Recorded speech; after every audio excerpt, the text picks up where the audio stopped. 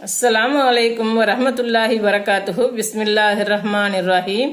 அன்பான சகோதர சகோதரிகளே, எல்லாம் வல்ல அல்லாஹ்வின் நல்லடியார்களே, இன்று நாம் காணவிருக்கும் தலைப்பு நமது பார்வையை பாதுகாப்போம், அந்நிய பெண்களை விட்டும் பார்வையை திருப்புதல்.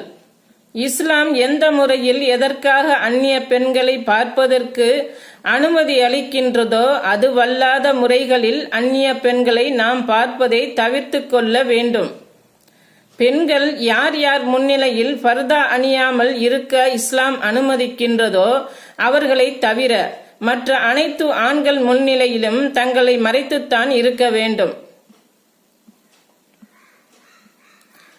அவர்கள் தமது அலங்காரத்தில் வெளியே தெரிபவை தவிர மற்றவை வெளிப்படுத்த வேண்டாம். தமது முக்காடுகளை மார்பின் மேல் போட்டுக் கொள்ளட்டும். தமது கணவர்கள்